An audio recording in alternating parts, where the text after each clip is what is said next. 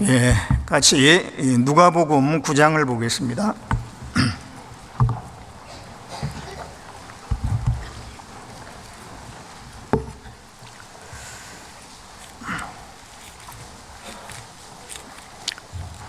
예, 누가복음 9장 18절부터 보겠습니다.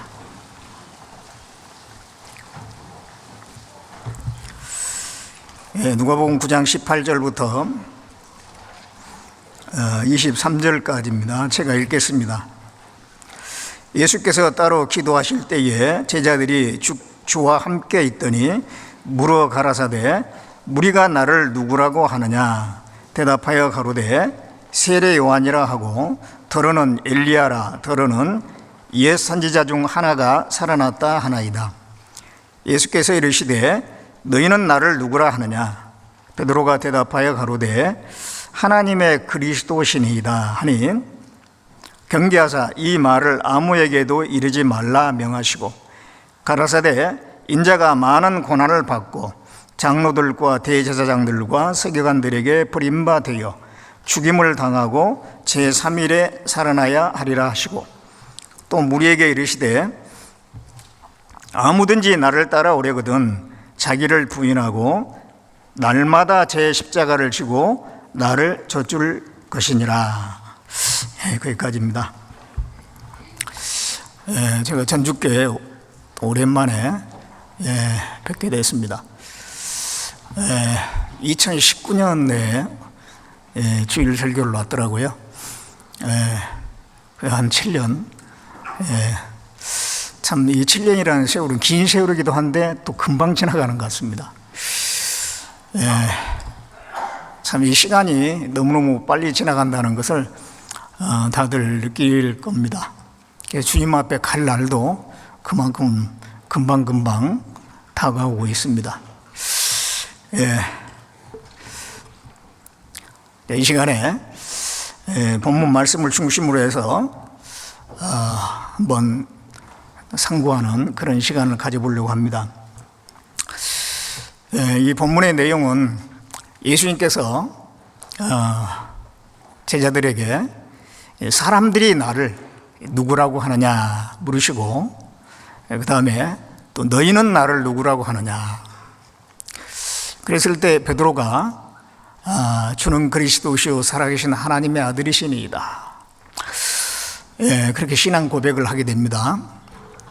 그랬을 때 예수님께서 그 베드로의 고백에 대해서 칭찬하시고 예수님이 죽으셔야 될 것, 부활하셔야 될 것을 말씀하십니다. 그리고 너희들도 나를 따라오라. 나를 따라오기 위해서는 자기를 부인하고 자기 십자가를 지고 나를 쫓아야 된다. 그렇게 이제 말씀하시는 내용인데요. 여기에는 이 말씀을 통해서 굉장히 중요한 내용이 들어있고 우리가 예수님을 알고 믿고 따라가는 그 삶에 대해서 아주 잘 요약이 되어 있는 그런 말씀이라고 할 수 있겠습니다.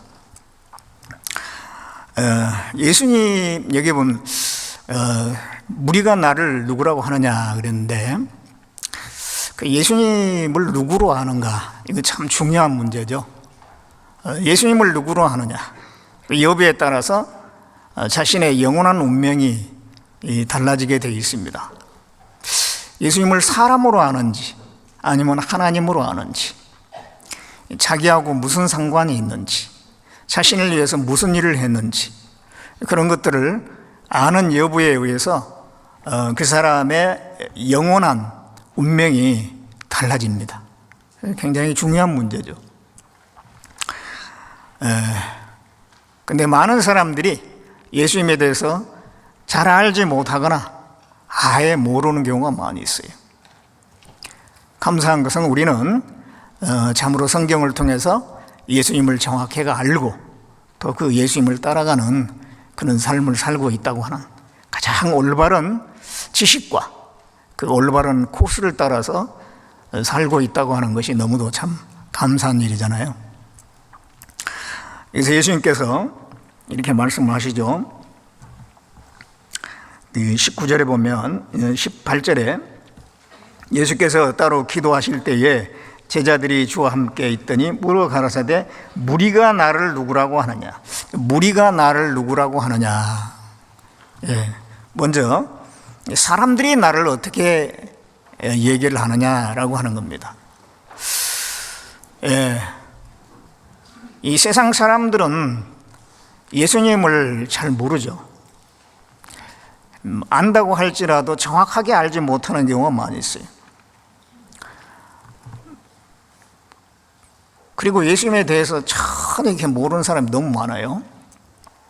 일본의 한 유행하는 거리에 젊은이들을 붙들고 예수가 누군지 아느냐 그렇게 물어봤을 때 사람들이 대부분이 그랬어요. 그 사람 누구지? 뭐 교과서에 나온 사람인가?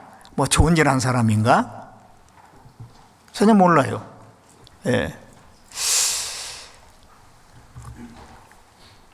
그리고 또 좀 안다고 할지라도 엉뚱하게 아는 경우가 많죠. 4대 성인 중에 한 분이다. 사랑을 몸소 실천한 분이다. 인류를 뭐 사랑한 분이다. 뭐 그런 정도. 아는 것 같은데 아는 게 아니죠. 자, 이 무리가 나를 누구라고 하느냐라고 했을 때 이 무리는 이제 이스라엘 땅이니까 이스라엘 사람들을 대상으로 하는 거죠. 그러니까 유대인들은 예수님을 정확히 알고 있어야 될 것 같은데 그렇지 못했죠. 그러니까 유대인들 중에서 예수님에 대해서 나쁜 평판, 좋지 않게 보는 평판도 많이 있었어요. 사마리아 사람이라 귀신 들렸다. 사마리아 사람이라고 하는 것은 혼혈족이다. 정통 유대인이 아니고 혼혈족이다. 그렇게 이제 비하하는 경우가 있었습니다. 또 귀신 들렸다. 예수님이 하는 말씀이나 그런 것들이 자기 비에 맞지 않았기 때문에 귀신 들려서 엉뚱한 얘기를 한다. 기적을 행하면 그 귀신의 힘으로 하는 거다. 그래서 예수님을 비판하는 사람들이 많았죠. 또 무리를 미혹해 하는 사람이다. 예수님을 따르는 사람들이 많이 있었잖아요. 그들을 한꺼번에 싸잡아서 그 예수님에게 미혹당한 사람들이고 예수님은 미혹하는 사람이다라고 그렇게 이제 평가를 했습니다. 그런가 하면 또 예수님에 대해서 좀 좋게 평가한 사람도 있죠. 여기 지금 제자들이 세례 요한이라 엘리야라 옛 선지자 중에 하나가 살아났다 하나이다. 이거는 예수님에 대해서 좋게 평가하는 사람들의 얘기만 하고 있는 겁니다. 그나마 예수님에 대해서 좋게 평가한 사람은 죽은 세례 요한이 다시 살아났다. 엘리야다. 선지자 중에 한 분이다.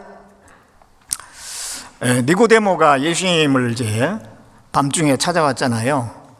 그 니고데모가 예수님에게 랍비여, 우리가 당신은 하나님께로서 온 선지자인 줄 아나이다 그랬어요. 하나님께로서 온 선생인 줄 압니다. 꽤 그 예수님에 대해서 그래도 잘 좋은 쪽으로 평가를 한 겁니다. 하나님으로부터 온 선생님입니다. 그래도 예수님을 정확하게 아는 건 아니죠. 그들은 예수님을 하나님으로 아는 게 아니었어요. 그냥 사람으로 아는 거였습니다. 예수님께서 베들레헴에서 탄생하시고 나사렛에서 성장했는데 그 나사렛 사람들도 예수님을 뭐라고 그랬습니까? 저 목수의 아들이다. 그 어머니와 그 형제들이 우리와 함께 있지 않냐. 그러면서 그냥 사람으로 봤어요. 또 유대 종교가들은 예수님이 하나님이라고 한 것 때문에 트집 잡아서 죽이려고 했잖아요. 예수님께서 이스라엘 땅에 오셨는데 정작 이스라엘 사람들은 예수님을 영접하지 않았습니다. 뭐 세상 사람들은 말할 것도 없는 거죠. 그러니까 오늘날에 하나님을 믿는다는 사람들조차도 예수님을 정확하게 모르는 경우가 많아요. 그 영국의 BBC 방송사에서 조사한 바에 의하면 영국의 종교 지도자들 중에서 25%가 예수님의 동정녀 탄생을 믿지 않는다고 그래요. 예수님이 동정녀 탄생이 아니다 그러는 것은 결국은 예수님을 안 믿는 거거든요. 예수님을 하나님으로 믿지를 않는 겁니다. 그래서 이제 예수님께서는요, 제자들에게 이제 물어봤죠. 20절에 너희는 나를 누구라 하느냐? 그러죠. 너희는 나를 누구라 하느냐? 세상 사람들은 이제 그렇다 치고, 예수님의 그 제자들은 예수님을 3년 반 동안 따라다녔거든요. 그러니 예수님을 정확히 알아야지 마땅한 거죠. 예수님의 하신 말씀도 들었고 하신 이적도 보았고, 그래서 예수님을 정확히 알아야 되죠. 그렇기 때문에 너희는 나를 누구라 하느냐? 그랬을 때 베드로가 대답을 잘했죠. 베드로가 대답하여 가로되 하나님의 그리스도시니이다. 하나님의 그리스도시니이다. 그런데 이 똑같은 내용이 마태복음 16장에 있는데요. 한번 찾아보겠습니다. 마태복음 16장 16절에 보겠습니다. 16절에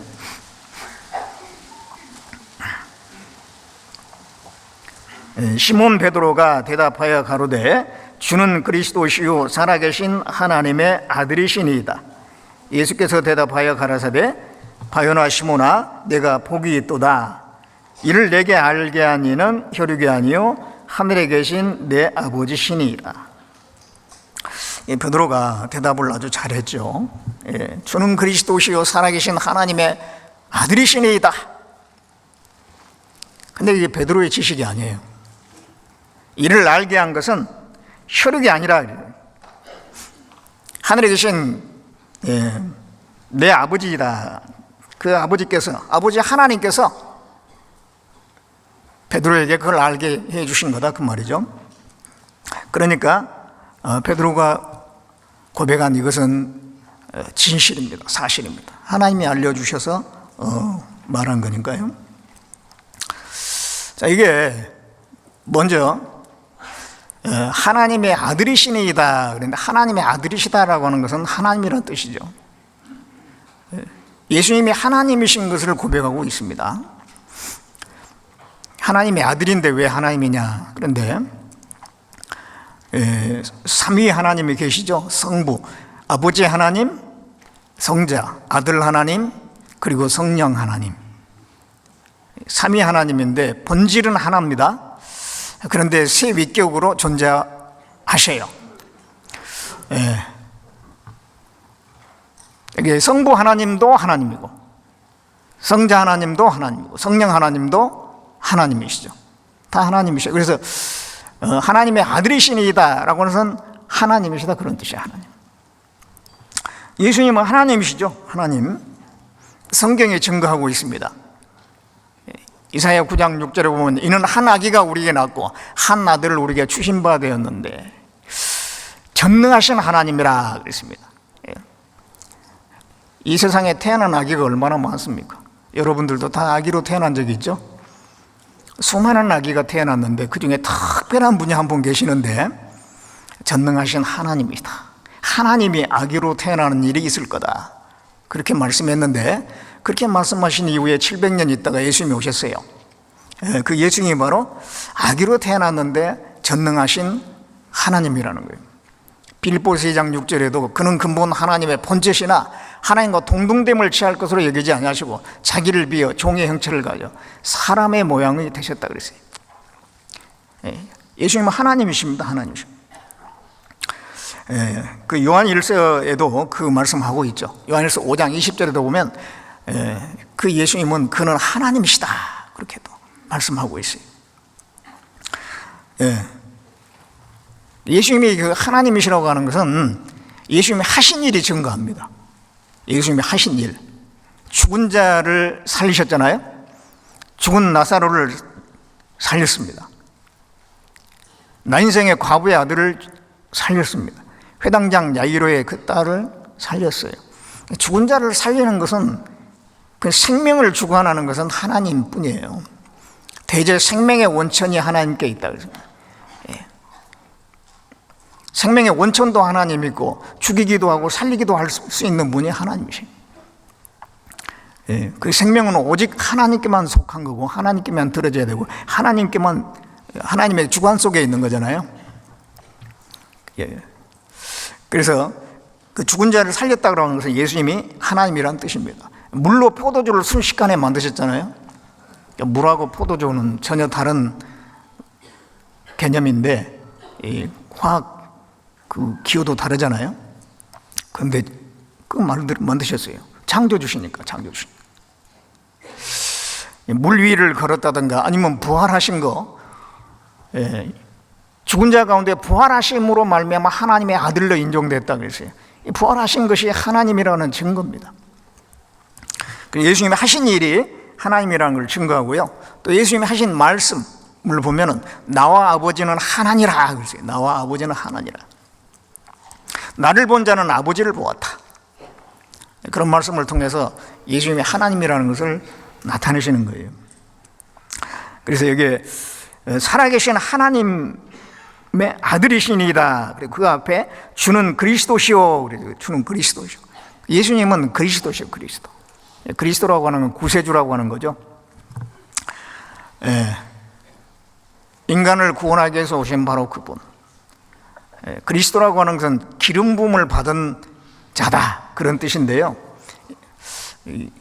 구약의 제사장과 왕, 선지자에게 기름을 부었는데 그건 이제 성령을 의미합니다. 기름이라고 하는 건 성령의 모형이잖아요. 그러니까 기름 부음 받은 자라고 하는 것은 성령이 임해서 하나님의 뜻을 이루기 위해서 하나님이 정한 그분이다, 그런 뜻입니다. 그래서 구약시대에 기름을 부어서 선지자를 세우고 제사장을 세우고 왕을 세운 것은 그렇게 가자 하나님의 뜻을 이룰 사람으로 세우는 거예요.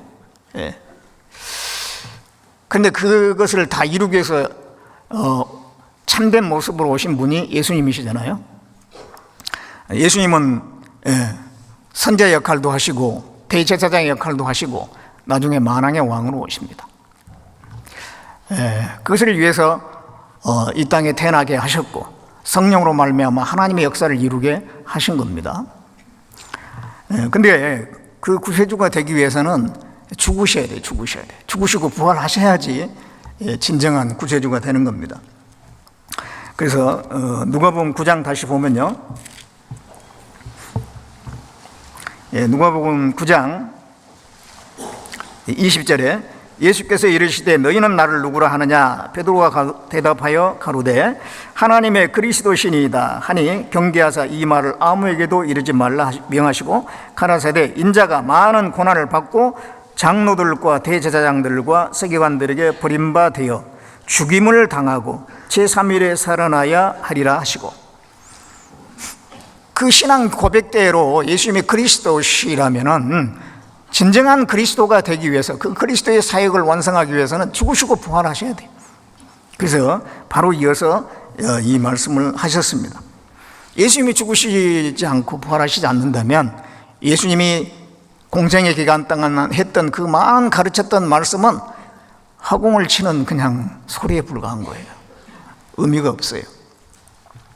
그리고 대제사장으로서의 그 인간을 구원하는 그런 역할을 할 수도 없고 만왕의 왕으로서의 영광스러운 자리에 올라갈 수도 없죠. 그것이 다 이루어지기 위해서는 죽으시고 부활하셔야 되는 거예요. 십자가의 죽으심과 부활하심으로 진정한 구세주가 되는 겁니다. 인류의 최대의 문제는 죄로 말미암아 지옥 간다는 겁니다. 사망에 처하게 됐다는 것이잖아요. 아담이 범죄하고 그 아담 안에서 다 죄 가운데 살다가 결국은 영원한 지옥, 그 사망에 들어갈 수밖에 없는 그것이 인류의 최대 문제입니다. 그 문제를 해결하기 위해서 구세주가 오셔야 되잖아요. 구세주가 왜 이 땅에 오셔야 되냐면 바로 그 문제를 해결하기 위해서 구세주가 필요한 거예요. 그 문제를 해결하기 위해서는 예수님이 모든 죄를 죄값을 치르기 위해서 죽음이라고 하는 것을 경험해야 돼요. 그렇죠? 예수님은 원래 죄가 없는 분인데 그래서 죽을 이유가 하나도 없잖아요. 그런데 우리 죄를 담당하심으로 죽음을 경험함으로 그 죄값이 갚아지는 거거든요. 그리고 부활하심으로 그 예수님이 참된 하나님이시고 하나님의 아들이시고 구세주라고 하는 것이 드러나야 돼요. 예수님이 부활하셨다는 것은 예수님이 구세주라고 하는 확실한 증거고 우리의 대속 제물로서의 자격이 있었다는 것을 증거하는 겁니다. 그래서 이제 예수님은 죽으시고 부활하심으로 우리를 구원하는 일을 이루시고 우리에게 생명을 주셨어요. 사망에 처한 사람들에게 가장 필요한 게 뭐겠어요? 생명을 상실하고 결국은 사망을 향해서 나가는 그 사람들에게 가장 필요한 것은 생명입니다. 영원한 생명이에요. 그 생명을 예수님은 주시기 위해서 죽으시고 부활하신 거예요. 많은 사람들은 예수님을 4대 성인에다가 집어넣어가지고 비슷하게 얘기하는 경우가 있어요. 그래서 도대체 그 예수님을 제외한 나머지 그 사람들이 얼마나 훌륭한 사람들이기에 예수님을 거기다가 집어넣어가지고 비슷하게 취급을 하나 한번 찾아봤더니 그 4대 성인이라고 하는 뭐 공자보다 더 또 높이 쳐주는 사람이 있더라고요. 노자라는 사람. 그런 사람이나 또는 석가나 소크라테스나 그런 사람들은 공교롭게도 같은 시기에 다 존재했더라고요. BC 5세기에 존재했던 사람들입니다. 참 혼란스러울 때였어요. 그때가요. 이제는 인간의 양심도 무너지고 아주 무질서하고 많은 전쟁이 일어나고 혼란스러운 때에 그런 사람이 나타나가지고 사람들에게 올바른 길을 제시하는 그런 뭐 좋은 역할도 했다고 생각합니다. 그래서 공자 같은 경우는 사람이 지켜야 될 마땅한 도리나 규범 그런 것들을 만들어서 그런 걸 잘 지킴으로써 잃어버린 인간성을 회복하고 사회 질서를 유지한다 그런 쪽으로 일을 했던 사람이에요. 그 노자라는 사람은 또 정반대입니다. 정반대인데 그런 규범을 만들고 어떤 법을 만들고 형벌을 만드는 것보다도 그렇게 해가지고는 오히려 더 사람을 괴롭게 하고 고통스럽게 한다. 이 자연을 배우자.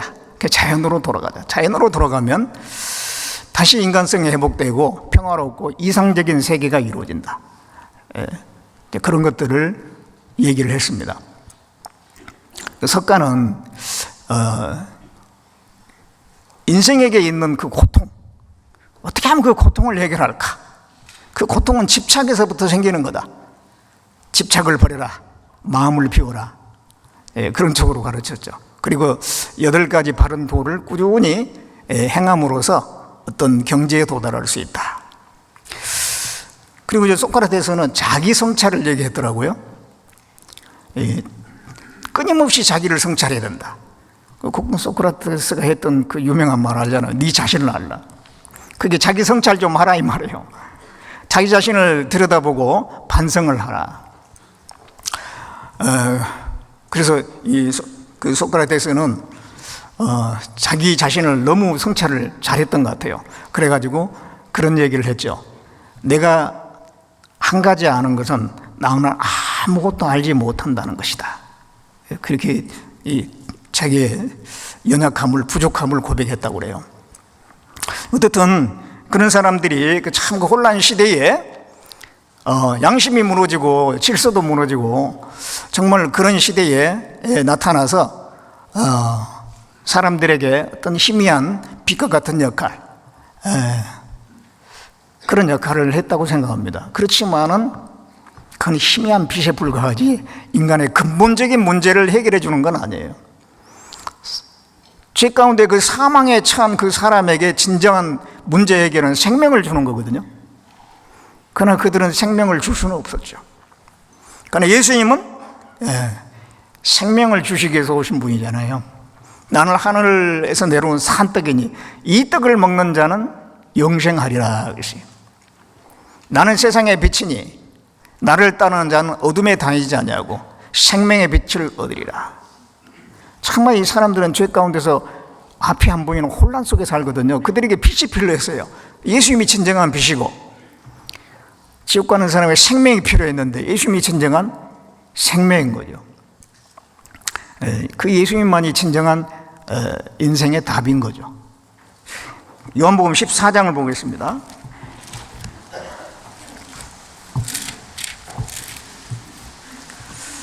요한복음 14장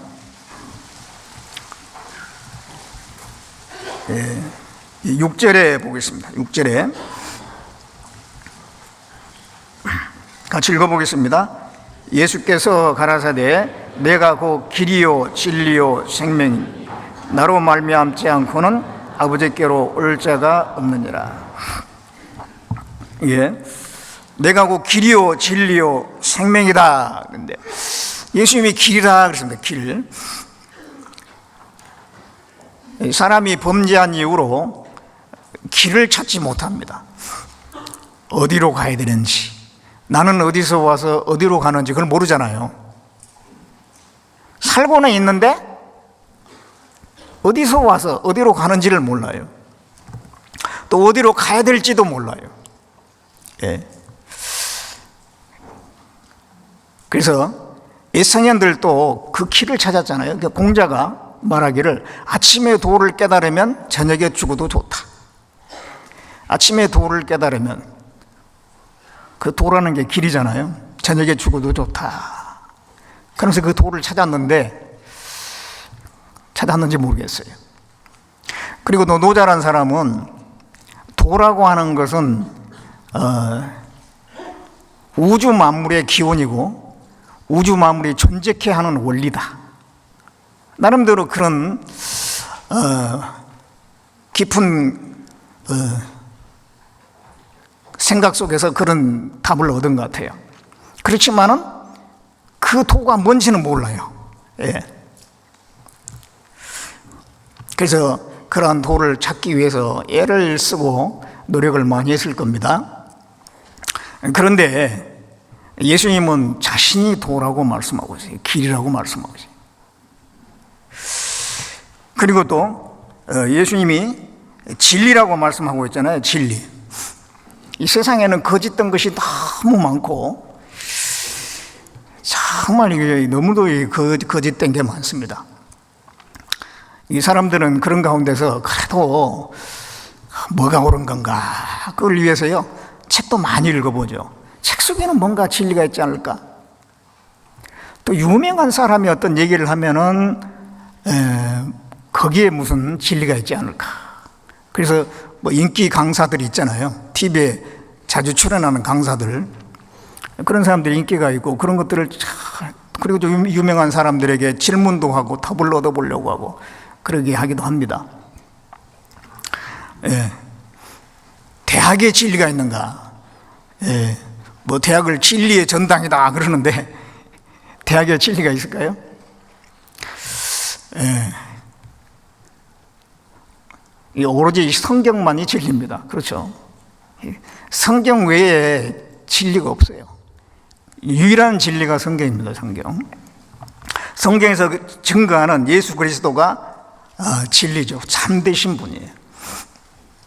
진리는 영원해야 되는데 예수님이야말로 영원한 분이고 성경은 영원한 말씀이잖아요. 영원히 살아있는 말씀. 그래서 예수님이 그 말씀이 육신이 되어서 오신 그 예수님이 진정한 진리가 되십니다. 그리고 이제 생명입니다. 생명. 예수님은 우리에게 진정한 생명이죠. 예수님이 죽으시고 부활하심으로 말미암아 우리에게 영생을 주셨고 우리가 그 영생을 받아들일 때 우리가 살게 됩니다. 그리고 이 산자로의 삶이 그 다음에 시작이 되지 않습니까? 그래서 정말 이 예수님, 길이고 진리고 생명이신 그 예수님을 우리가 구원받을 때 깨닫고 그 다음에 계속 알아가는데요, 정말 알아가면 알아갈수록 예수님이 진정한 보배라는 걸 알게 돼요. 처음에 이제 우리가 구원받았을 때는 내가 죄사함 받은 거 그거 하나 알잖아요. 내 죄가 해결됐구나. 그러면 해결됐으니까 내가 이제 지옥 안 가고 천국 갈 수 있구나. 죄사함 받은 거, 그게 감사하고, 그러다가 이제 점점점 죄사함은 받았지만은 여전히 세상 좋아하는 것도 있고, 또 습관에 넘어지고 자빠지기도 하고, 그런 가운데서 이제 교회 가운데서 계속 말씀을 배우면서 하나님은 끊임없이 우리를 그리스도를 주목하게 하죠. 예수 그리스도를 더 깊이 알게 하고, 뿐만 아니라 그 예수님을 따르게 하는 그런 삶을 살도록 끊임없이 우리를 인도해 가십니다. 그래서 우리가 신앙생활을 하면 할수록 나는 정말 아무것도 아니고 제 덩어리고, 결국은 그 예수 그리스도, 그 예수님이 점점점 크게 부각이 되고, 주님이 나의 생명이고 나의 목자시고 나의 소망이시고 나의 모든 것이 되신다는 것을 점점점 알게 됩니다. 하나님은 그 길로 인도해 가셔요. 그래서 예수님이 진정한 보배잖아요, 보배. 베드로전서 2장을 보겠습니다.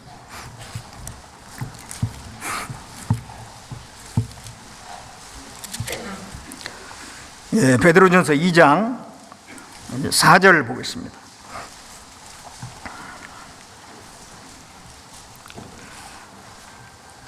사람에게는 버림바가 되었으나 하나님께는 택하심을 입은 보배로운 산돌이신 예수께 나와. 이게 사람에게는 버림바 되었으나 하나님께는 택하심을 입은 보배로운 산돌. 예수님은 그 당시 사람들에게 버림받았죠. 유대인들에게도 버림받고, 그리고 많은 사람들이 예수님을 알지 못하고 관심 두지 않습니다. 하나님의 관심은 그리스도에게 있잖아요. 또 구원받은 그리스도인들은 그 예수님을 점점 더 알게 되며 예수님은 정말 보배가 된다는 걸 알게 됩니다. 세상 사람들은 이제 뭘 보배로 생각합니까? 금이나 은이나 돈이나 재물이나 대체적으로 눈에 보이는 거, 현실적인 거, 또 세상의 어떤 명예나 권세나 지위나 그런 것들을 이 보배로 생각해요. 그래서 그런 걸 얻으면은 부러움의 대상이 되고, 또 그런 것을 얻기 위해서 온갖 노력을 하고, 그래서 그런 걸 얻으면 성공했다 하고, 그만큼 귀하게 생각합니다. 또 어떤 사람들은 가족을 정말 보배로 여기는 사람도 있죠. 그래도 가족이 최고야. 맞습니다. 가족도 중요하고 돈도 중요하죠. 그렇지만은 그건 다 이 세상으로 끝나는 거고, 지나가는 거예요. 지나가는 거예요. 영원한 것이 아니잖아요. 하나님 입장에서는 영원한 것만이 보배로운 거예요. 우리에게 영생을 주신 그 예수님이 진정한 보배잖아요. 우주 만물을 만드시고 내게 생명을 주시고 내게 영원한 생명을 주시고 나를 인도해 가시고 영원히 나와 함께 하시는 그 예수님, 그 예수님이 진정한 보배가 되는 겁니다. 그래서 6절에 보면요, 경에 기록하였으되 보라 내가 택한 보배롭고 요긴한 모퉁이 돌을 시온에 두노니 저를 믿는 자는 부끄러움을 당치 아니하리라. 예수님을 끌어서 보배롭고 요긴하다 그랬습니다. 예수님이 우리에게 영원한 생명이기 때문에 보배로운 거고, 요긴한 거, 요긴한 거. 가장 우리에게 필요한 게 뭐냐? 인간에게 가장 요긴한 게 뭐냐? 요긴하다는 것은 필요한 거잖아요. 사람에 가장 필요한 게 돈이 아니에요. 아주 잘 지어진 집도 아니고 사회적인 위치도 아니고, 사람의 가장 요긴한 분은 예수님이잖아요. 그래서 보배롭고 요긴한 모퉁이 돌이라 했습니다. 7절에도 그러므로 믿는 너에게는 보배이나 믿지 아니한 자들에게는 건축자의 버린 돌이 모퉁이의 머릿돌이 되고, 믿는 너에게는 보배다. 그런데 정말 확실히 구원받고 예수님을 알고 믿게 된 사람은 예수님이 진정한 보배란 걸 알아요. 우리가 생각하면 예수님 한 분이면 족한 거잖아요. 그 예수님이 우리에게 필요한 것도 채워주시니까요. 아무것도 염려하지 말라고 그 빌립보서 4장 6절에 아무것도 염려하지 말라. 너희 구할 것을 감사함으로 하나님께 아뢰라. 구원받은 사람은 아무것도 염려할 게 없어요, 사실은. 그런 것도 다 주님 안에서 다 해결이 되거든요. 주님은 우리에게 가장 요긴한 분입니다. 보배로운 분입니다. 우리가 그 안에 들어갔다고 하는 것은 가장 놀라운 사실이고 최고의 축복이죠. 요한계시록 5장을 보겠습니다.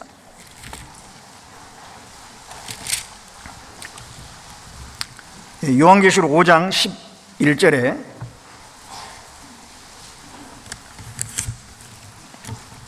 요한계시록 5장 11절에 11절 12절 같이 읽어보겠습니다. 내가 또 보고 들음에 보좌와 생물들과 장로들을 둘러선 천사 음성이 있으니 그 수가 만만이요 천천이라. 큰 음성으로 가로되 죽임을 당하신 어린 양 능력과 부와 지혜와 힘과 존귀와 영광과 찬송을 받으시기에 합당하도다 하더이다. 여기 보면 그 많은 천사들이 거기에 또 이제 구약시대, 신약시대에 대표하는 그 성도들이 있고 또 많은 천사들이 있는데 거기에 큰 음성으로 뭐라고 하냐면은 죽임을 당하신 어린 양이 능력과 부와 지혜와 힘과 존귀와 영광과 찬송을 받으시기에 합당하다. 그렇게 해서 영광을 돌리고 있는데요. 왜 합당하냐면은 이런 것들이 다 주님으로부터 우리에게 주어지는 거거든요. 능력, 우리에게 있는 모든 능력은 하나님으로부터 온 겁니다.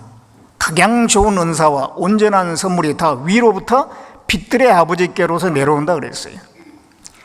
내가 살아갈 수 있는 힘, 그리고 내가 어떤 사회적인 위치에서 나오는 어떤 힘, 능력, 그 모든 능력이 있잖아요. 우리 능력이 있기 때문에 사는 거잖아요. 그 모든 능력이 주님으로부터, 하나님으로부터 오는 거거든요. 하나님으로부터 받아서 우리가 살기 때문에 그 하나님께 영광을 돌려, 이 주님께 영광을 돌려야 되는 거죠. 그리고 내가 가지고 있는 재산이나 내가 누리고 있는 그 부라고 하는 것이 어디서부터 왔냐 이 말이죠. 또 지혜, 우리에게 지혜가 있잖아요. 힘과 존귀, 영광, 나름대로 우리가 어떤 영광을 누리고 살고 있어요. 찬송, 내가 참으로 예수님을 알지 못했다면 찬송이 나오겠습니까? 다른 교회 다니는 사람들, 구원받지 않은 사람들도 찬송하던데요. 근데 찬송이 진심에서 나온 찬송이 아니에요. 저도 구원받기 전에 장로교에 오랜 기간 다녔어요. 그때 찬송을 했는데 제가 정말 진심에서 찬송을 한 기억이 없어요. 그냥 악보 보고 가사 보고 그냥 부르는 거지 그 마음에서 내가 이루어진 것도 아니고, 찬송을 부르면서 그 가사를 부르면서도 그게 뭔 뜻인지도 모르고 부른 경우가 거의 대부분이었어요. 정말 구원받아야지 진정한 찬송이 올라오는 겁니다. 그 마음의 속에서부터 우러나오는 이 찬양, 그거는 구원받은 사람에게만 주어진 거죠. 근데 그러니까 그 찬양도 주님이 주신 거예요. 주님이 주신 거잖아요. 그러니까 우리는 주님으로부터 그 모든 것을 받아서 살고 있기 때문에 주님께 영광을 돌리는 것이 맞다는 겁니다. 그래서 그 주님께서 어린 양, 그 예수님이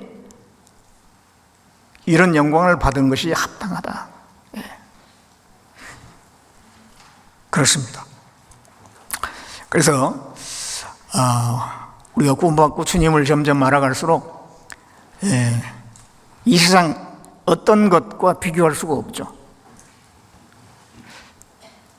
이 세상 모든 것을 합친 것보다 주님이 훨씬 더 낫잖아요. 그 비교할 것도 없어요. 아가서 1장을 한번 찾아보겠습니다.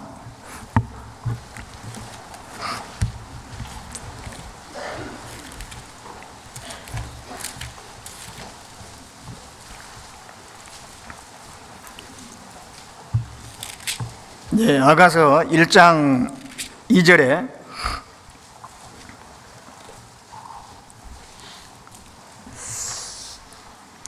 일절에 보겠습니다. 솔로몬의 아가라, 내게 입맞추기를 원하니 내 사랑이 포도주보다 나음이로구나.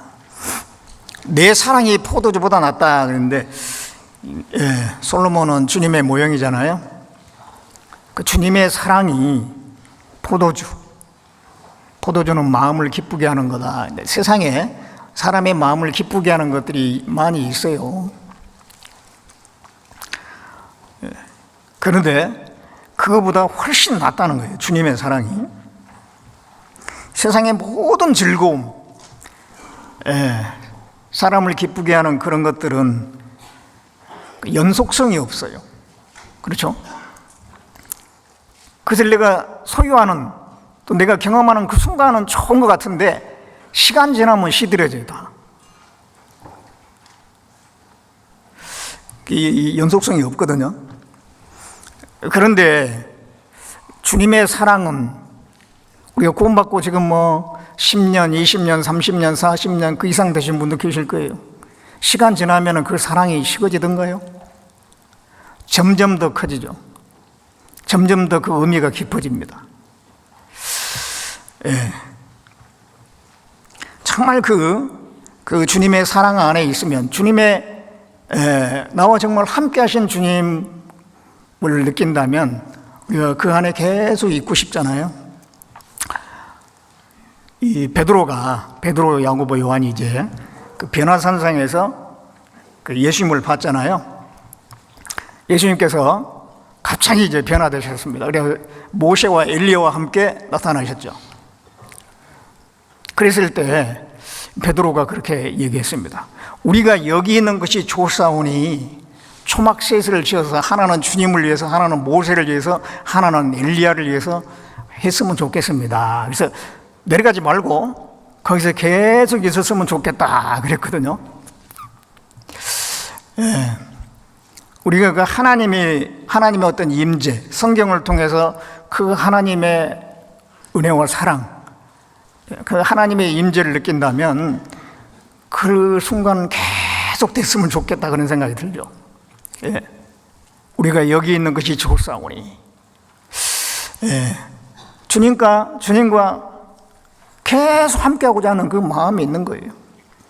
그런데 우리가 참 연약하기 때문에요, 그런 순간도 있지만은 또 어떤 일상생활에 바쁘다 보면은 그런 것을 잊어먹고 또 거기에 또 집중하기도 하고, 또 순간순간 또 세상에 어떤 좋은 것들, 또 육신의 소욕 이런 걸 따르기도 하고, 그러다 보니까 그런 그 주님의 사랑과 은혜가, 그 감사함이 계속돼야 되는데 그걸 끊긴 때가 많죠. 참 우리 연약함 때문에 그래요. 그러나 우리 마음속에는 그러더라도 정말 하나님의 그 사랑, 주님의 은혜가 이 세상 어떤 것과 비교할 수 없다는 건 알아요. 그리고 우리가 그 안에 더 있기를 원하는 마음이 있습니다. 이 4절에도 보면요,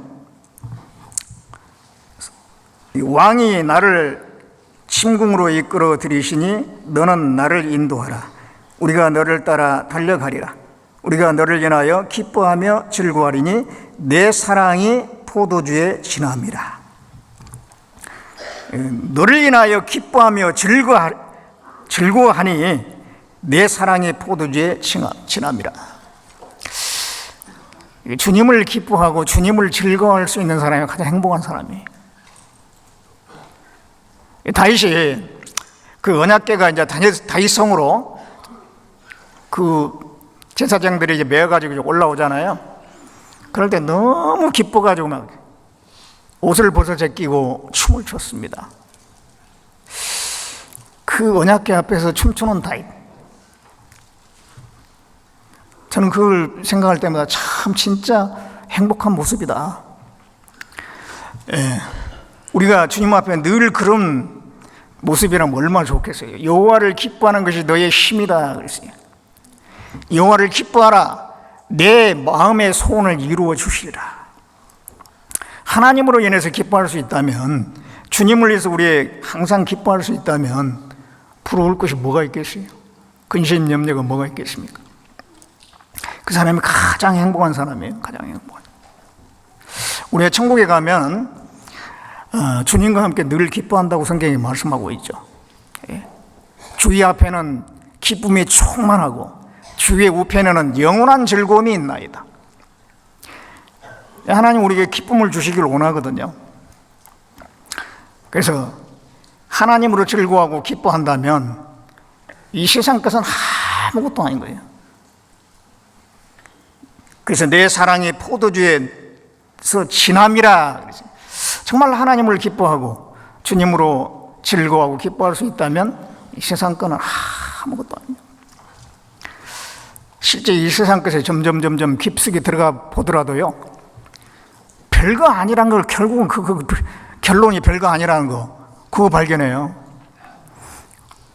그러니까 괜히 시간 낭비할 필요 없어요. 그거 보지 말고 정말 주님을 한 번이라도 더 바라보는 것이, 그게 잘하는 겁니다. 그게. 그래서 우리는 점점 주님이 나의 모든 것이 된다는 것을 알게 됩니다. 시편 16편 2절에 보면 주는 나의 주시오니 주밖에는 내게 복이 없다 하였나이다. 주 외에는 복이 없다 그랬습니다. 그는 주님은 나의 모든 것입니다, 그런 뜻이거든요. 예. 주님은 우리에게 그런 고백을 듣고 싶어 할 겁니다.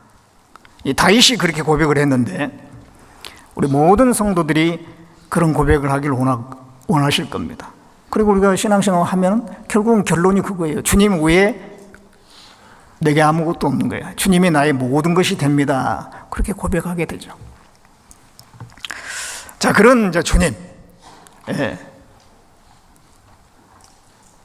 나의 모든 것이 된 그 주님께서 우리에게 원하는 것이 있어요. 자, 아가서 2장 10절을 보겠습니다.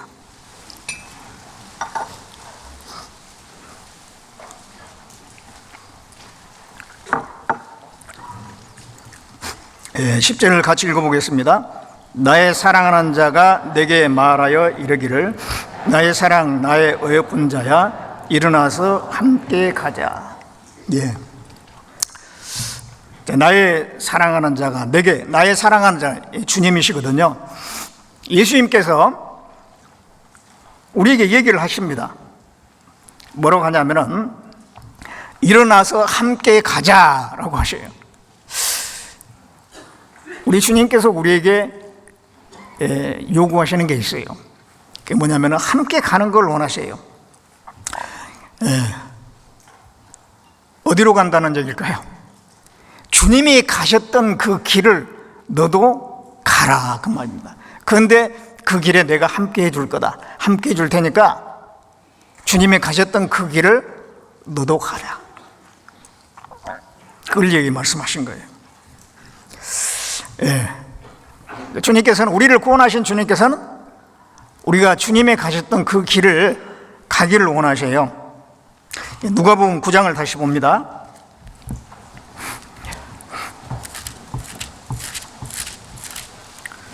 누가복음 9장 23절입니다.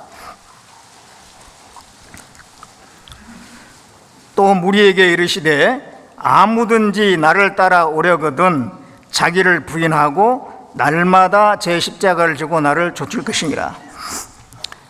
나를 따라오려거든, 이 말씀 속에는 따라가야 될 걸 얘기하고 있어요. 이 구원받은 무리는 주님을 따라가야 돼요. 주님 안 따라가면 어디로 갈 거예요? 주님을 따라가야 되잖아요. 주님을 따라가지 않으면 주님하고 반대의 길을 갈 수밖에 없는 거예요. 우리는 반대의 길을 갈 수 없잖아요. 주님을 따라가야 되죠. 주님은 주님이 가신 길을 우리도 따라가기를 원하셔요. 고난의 길이죠. 십자가의 길입니다.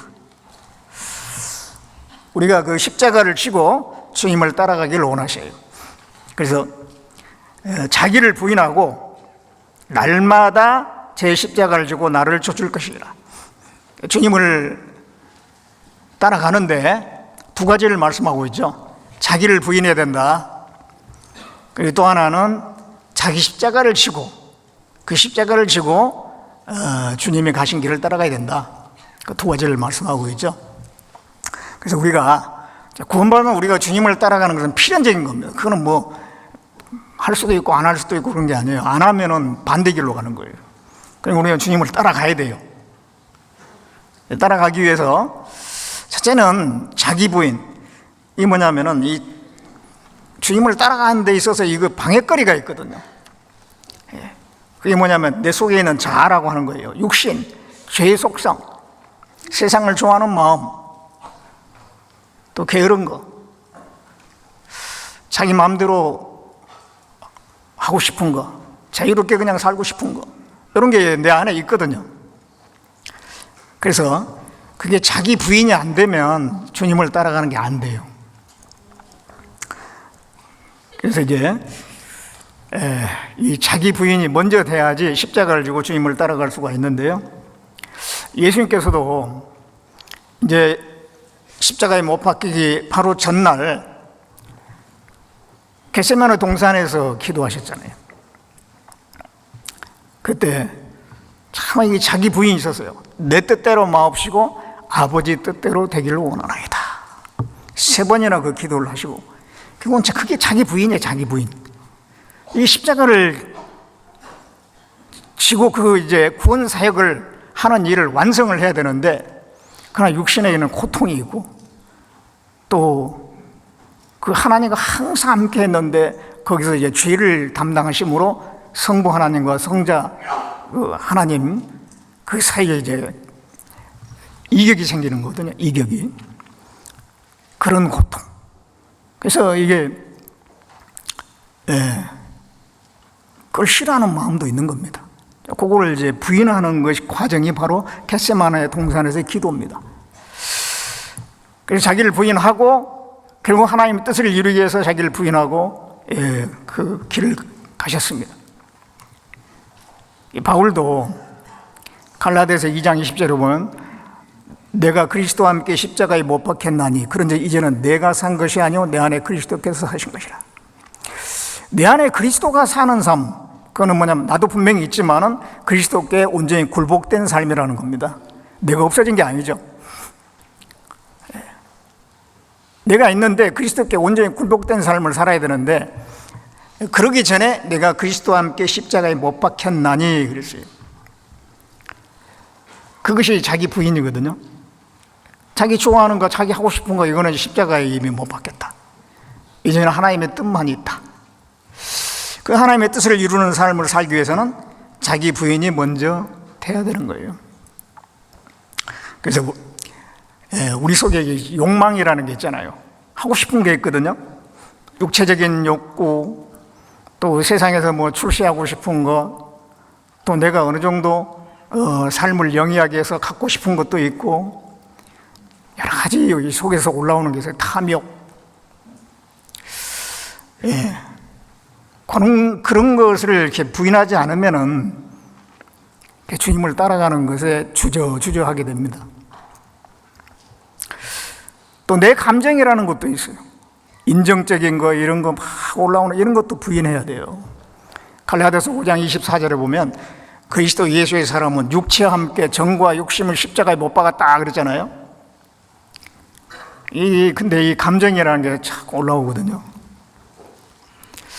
누구를 좋아하는 마음이 생긴다, 또 어떤 감정이 생긴다, 그러면은 거기에 이렇게 끌려가는 경우가 있어요. 오랜만에 동창회에 갔는데 거기에서 아주 그 오래전에 첫사랑을 발견했어. 예, 첫사랑을 만났어요. 그래가지고 이제 몇십 년 지났지만은 옛날 감정이 올라와. 스물스물 올라와요. 그 감정을 계속 키워야 돼요? 싹둑 잘라야 돼? 예. 그 계속 키우면은요, 좋을 게 하나도 없거든요. 잘못된 길로 빠지거든, 그게. 정과 욕심을 십자가에 못 박았느니라. 그리스도인들은 너무 감성적인 거 그게 좋은 게 아니고. 또 어떤 사람은 자기 연민에 막 빠져 있는 사람이 있어요. 자기 자신에 나는 왜 이렇게 부족하고 연약하고 뭐가 문제고 뭐가 그래가지고요, 이게 자기 자신에 너무 이렇게 빠져가지고 담대히 어떤 일을 하지 못해. 주님을 바라봐야 되는데 그런 것도 좀 그런 것도 좀 부인해야 돼. 나는 부족하지만 그래도 주님이 나와 함께 하시잖아. 주님이 나와 함께 하시고 아무것도 염려하지 말고 맡기라고 했고 도와주신다고 그랬고 내가 너를 굳세게 하리라, 도와주리라, 나의 의로운 오른손으로 너를 붙들리라, 그런 말씀들이 있잖아요. 그런 말씀을 바라보면서 일어나야 되는데 자꾸 자기만 바라보고 자기 연약한 거 굉장히 자기 비관적이고 그것도 이게 좋은 게 아니거든요. 겸손한 것 같은데 그게 겸손이 아니에요. 그게 겸손한 게 아니고 믿지 않는 거예요. 다 사람에게 부족한 게 있거든요. 다 부족한 게 있어요. 완전한 사람이 누가 있어요? 완전한 것처럼 보일 뿐이에요. 저분은 정말 완벽해 보이고 참 흠이 하나도 없는 것 같고 컴플렉스가 하나도 없을 것 같고, 그런데 얘기해 보면 다 있어요. 다 어려움이 있고. 우리가 그런 것에 너무 붙잡혀 있지 말고 주님을 더 바라보고 말씀을 붙잡고 그렇게 해야 되거든요. 자기 생각을 또 부인해야 됩니다. 이 생각이 자꾸 자기 주장이 올라오고 자기 아이디어가 올라오고 그걸 너무 주장하다 보면 사람하고 부딪히는 경우가 있어요. 교회가 나가는 방향과 거슬리는 경우도 있어요. 그럼 그걸 굽혀야 돼요. 자기 부인을 해야 돼요.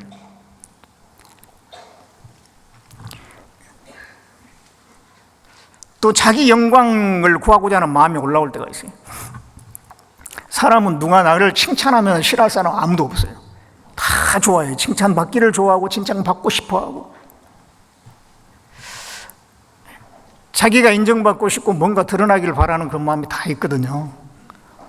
그런데 그걸 계속 따라가면 안 되잖아요. 주님이 영광을 받아야 되잖아요. 주님이 높여져야 되고 교회가 높여져야 되고 말씀이 높여져야 되고 주님이 높여져야 되는데 내가 높여지면 안 되잖아요. 그런 걸 부인하는 마음이 돼야 돼. 부인해야 돼. 이게 아니다. 그래서 그리고 이 세상 것이 자꾸 들어오면은요, 세상에서 내가 죽은 자라, 그것도 부인해야 돼요. 갈라디아서 6장에 그런 말씀 있잖아요. 바울은 내가 세상에 대해서 십자가에 못 박혔고 세상은 또 나에 대해서 십자가에 못 박혔다. 이 세상 것이 한꺼번에 몰려들지 않습니다. 조금씩 이제 들어오거든요. 그걸 계속 용납하다 보면은 상당히 많이 세상에 가 있어요, 이제. 이스라엘 백성들이 하나님도 섬기고 우상도 섬기고 다 했다고 그랬잖아요. 그런 말씀이 나오죠. 하나님도 섬기지만 또 한편 우상도 있어요. 이걸 완전히 제거하고 하나님만 바라봐야 되는데 그러지 못하는 경우가 있잖아요. 그런 것처럼 우리가 이 세상 것을 하나씩 둘씩 가까이 하다 보면 이제 양다리 걸치는 것이 돼버려요. 그래서 그러한 것들이 부인돼야지 주님을 따라가는 겁니다. 그리고 여기 이제 자기 십자가를 날마다 자기 십자가를 지고 나를 좇을 것이라 그랬습니다. 날마다. 매일매일 우리는 그 십자가를 지고 가는데, 여기 자기 십자가라, 제 십자가라 그랬잖아요. 그러니까 자기 십자가예요. 자기 십자가니까 다 다른 거예요. 그게 똑같이 않다는 거죠. 각자의 십자가는 다 다릅니다. 그러니까 우리가 다른 분하고 비교할 필요 없어요. 그분은 그분의 고난이 있고 나는 나의 고난이 있는 거예요. 그분의 삶과 내 삶이 달라요. 하나님은 각자 다르게 인도하셔요. 예, 자기 십자가에는 여러 가지가 있는데요. 생활 속에 그 고난이 있는 경우가 있어요. 그것도 십자가입니다. 육체적인 어떤 연약함이나 또 환경적인, 다른 분들은 부모님을 모시지 않고 그냥 뭐 단촐하게 두 분만 사는데 나는 부모님도 모셔야 되고 또 뭐 챙겨야 될 가족도 많고 이런 경우도 있거든요. 그것도 나름대로 이제 고난이죠. 또 경제적인 어려움, 이런 생활의 고난도 내가 져야 될 십자가일 수 있어요. 예. 특별히 이제 이 육체가 연약한 분들이 계시죠? 시각장애를 가지고 있는 분, 시각장애를 가지고 있는 분, 자기가 잘못해서 그런 것도 아니잖아요. 그런데 얼마나 불편하겠어요. 그런데 그거를 구원받았다고 해서 눈이 떠지는 게 아니잖아요. 그걸 이제 평생 가지고 살아야 되는 거죠. 평생 이제 구원받고 나서도 계속 그 앞에 안 보이는 불편함을 계속 가지고서 신앙생활을 해야 되는 거거든요. 그게 자기 십자가를 지고 가는 거예요. 그것도 청각장애도 계시잖아요. 청각장애. 그런 분들은 그런 분들대로 하나님께서 또 인도하신 게 있어요. 예. 청각장애를 가지고 있는 분, 그런 분들이 무슨 전도인의 길을 한다든가 뭐 그렇게 하기는 어렵잖아요. 예. 그렇지만은 그분이 나름대로 또 할 수 있는 일이 있을 거예요. 하나님은 다 그 범위 내에서 그분의 충성도에 따라서 분명히 하나님 갚아주실 거예요. 어쨌든 그런 그 연약한 부분이 있고 또 몸이 약한 것도 있습니다. 어떤 분들은 건강한데 어떤 분들은 항상 골골한 경우가 있어요. 그러면 그런 범위 내에서 또 하나님 인도하신 게 있어요. 그걸 없애주는 것이 아니라 그걸 가진 채로 주님을 따라가는 겁니다. 그게 자기 십자가를 지고 가는 거예요. 그것도 하나의 십자가예요. 자기에게만 있는. 사도 바울에게 육체에 가시가 있었다고 그랬잖아요. 3번이나 하나님께 기도했는데 하나님 제거를 안 해줬습니다. 그거 가지고 그걸 진 채로 나를 따르라 이 말이죠. 예. 그래서 그런 육체에 가시가 있는 채로도 바울은 많은 일을 했잖아요. 많은 교회를 세우고 성경을 14권을 기록하고 많은 일을 했어요. 디모데에게는 위장병이 있어요. 위장병. 그 없앨 수도 있겠지만 계속 되니까 하도 그냥 딱 하니까 바울이 그 포도주를 좀 써라. 포도주가 좀 위장병이 좋은가 봐요. 그렇게 얘기할 정도로 안 좋았던 것 같아요. 근데 그 포도주를 썼다는 얘기는 없어요. 그냥 이제 바울이 그렇게 이제 조언을 한 거고요. 디모데가 그 포도주 먹었다는 말은 없어요. 어쨌든 그거를 계속 가지고 그 사역을 했던 겁니다.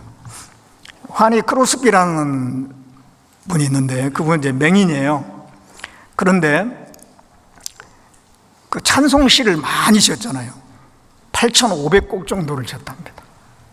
그 중에서 한 27곡 정도가 찬송가에 실려 있거든요. 예. 그분은 그런 장애를 가지고 있었지만 그런 가운데서도 할 일을 한 거예요. 그 많은 일을 한 거잖아요. 리빙스턴은 그 아프리카에 전도를 한 사람인데요. 그 당시에는 이제 의료 기술도 발달하지 않았고 또 본국으로부터 무슨 뭐를 지원도 많이 못 받고 그런 상태에서 아프면 아픈 대로 참는 거예요. 근데 27군데의 병이 있었다고 해요. 27군데의 병이 있었는데 그렇다 해서 본국으로 돌아간 게 아니고 그 몸을 가지고 끝까지 사역을 한 거예요. 그러니까 우리에게 그런 특별히 연약한 부분이 있을 수 있는데 그것도 하나님이 내게 지운 자기 십자가인 거예요. 그럼 그걸 진채로 가려고 해야지. 하나님 이거 없애주세요. 기도는 할 수 있죠. 그런데 아무리 기도해도 없어지지 않는 게 있어요. 그것은 그냥 지고 가라, 그런 뜻이거든요. 그걸 지고 그냥 주님을 따라가는 거예요. 또 이제 그 맡은 봉사와 직임들 있잖아요. 그런 것도 십자가가 될 겁니다. 우리 교회 안에서 봉사를 맡고 어떤 직분을 받아서 이렇게 어떤 하는 게 쉬운 게 하나도 없어요. 다른 사람이 하는 봉사는 좀 쉬울 것 같잖아요. 내가 하는 봉사는 힘들고. 그렇지 않습니다. 다 힘들어요. 제대로 하려고 하면은 정말 힘들지 않은 게 하나도 없는 거예요, 그게. 주님이 맡기신 십자가입니다. 그래서 스스로 그걸 벗으려고 하지 말아야 돼요. 스스로 벗으려고 하지 말고 끝까지 하는 거예요, 끝까지 하는 거예요. 그리고 이게 한번 맡은 일은 잘 하려고 하는 게 필요합니다. 그 직장 일이 있고 교회 일이 있잖아요. 뭐가 더 중요해요? 교회 일이 훨씬 더 중요한 겁니다. 그런데 하는 거 보면은요, 직장 일은 굉장히 꼼꼼하게 하고 완벽하게 하려고 해요. 근데 교회 일은 뭐 대충 하려고 하는 경우도 있습니다. 그러면 안 되잖아요. 그 직장 일은 그렇게 꼼꼼하게 하고 정말 완벽하게 실수 없이 하려고 애를 쓰면서도 뭐 교회에 모임을 봉사를 한다 그러면은 봉사하는 그 시간에 딱 와야 되는데 좀 늦으면 어때? 예사로 생각하고 그거는 좋은 태도가 아니라고 생각해요. 그 약속이 지켜져야 되거든요. 모이자 하면 그 시간에 모여야 돼요. 직장은 출근하는 시간 어기지 않잖아요. 그거 맞추려고 얼마나 그냥 미리서 준비하고. 교회 모임도 모임으로부터 모든 걸 시작이 되는 거거든요. 모이지 않으면 아무것도 안 되는 거예요. 근데 모이자고 하는 시간에 모여야 돼요. 그래야지 빨리 끝나거든요. 저녁 7시에 모이자 그랬는데요. 한 8시에 모이면 7시에 온 분도 있는데 한 8시에 온 분도 있어요. 그러다 보니까 결국은 그 회의가 늦어져가지고 9시 반, 10시까지 가는 거예요. 7시에 딱 모였으면 9시에 끝날 건데. 나중에 온 사람 때문에 늦어져 버려요. 그러니까 우리가요, 그런 일. 맡은 일이 있으면 잘 하려고 해야 돼요. 주님이 내게 지어준 십자가거든, 십자가. 그거를 잘 지고 따라가려고 해야 됩니다. 그리고 우리가 전도하는 것도 십자가를 지는 거예요. 이 전도하는 게 쉬운 게 아니잖아요. 가족 전도라고 쉬운 게 아니죠. 또 다른 사람, 모르는 사람 전도하려면은 더더욱이 힘들어요. 한 번 해야 되고 안 돼요. 2번, 3번 계속 하는 게 쉬운 게 아니거든요. 내 가족이라면은 계속 반복해서 하더라도, 욕 먹으면서 하더라도 계속 할 수 있죠. 근데 그렇지 않는 나하고 그런 관계가 아닌 사람을 계속 듣게 하는 게 이게 보통 어려운 문제가 아니에요. 근데 요즘에는 그렇게 해야만이 겨우 한 영혼 구원받잖아요. 이 전도하는 게 이게 십자가를 지고 하는 겁니다. 이게. 주님이 우리에게 맡기신 사명이에요, 사명. 시편 126편을 보겠습니다.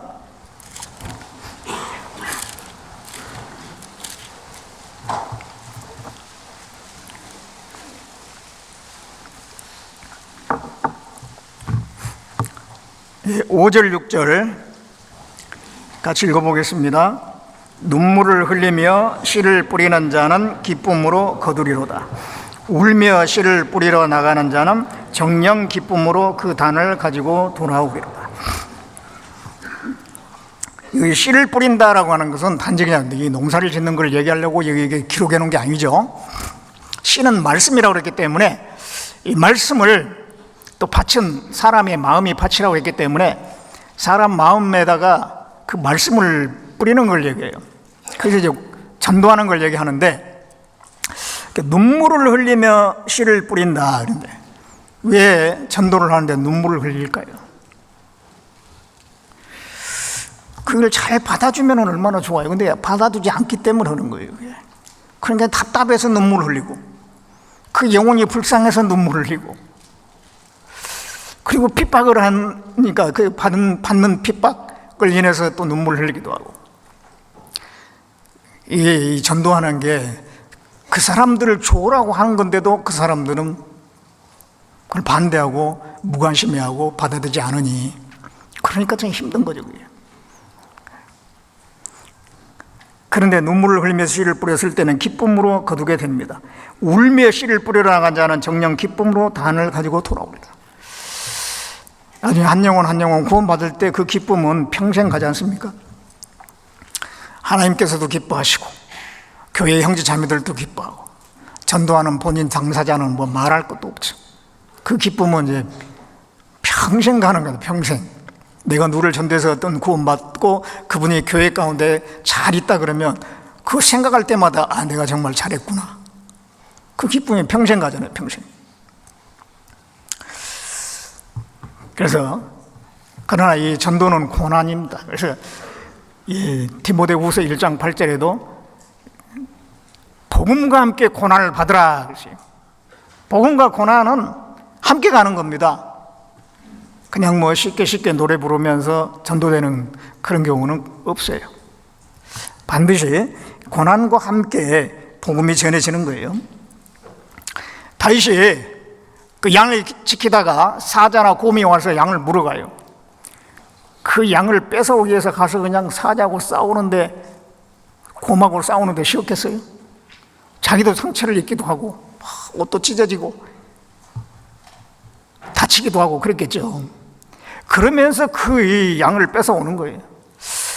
사단에 사로잡힌 그 영혼을 우리가 건져내는 건데, 뺏어오는 건데 쉬울 리가 없죠.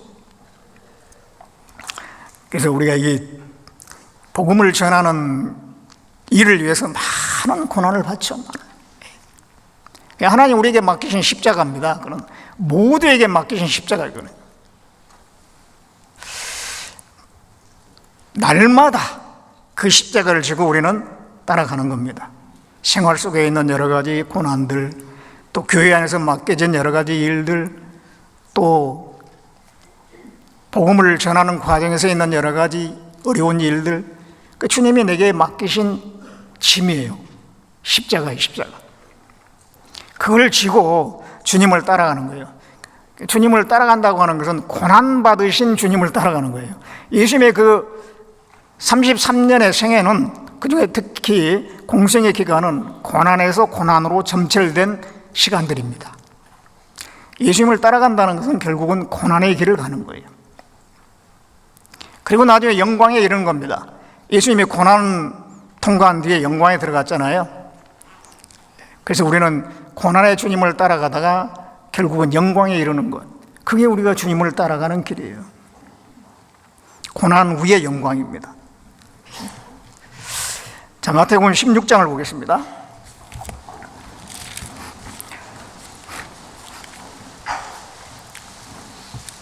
예, 마태복음 16장 24절.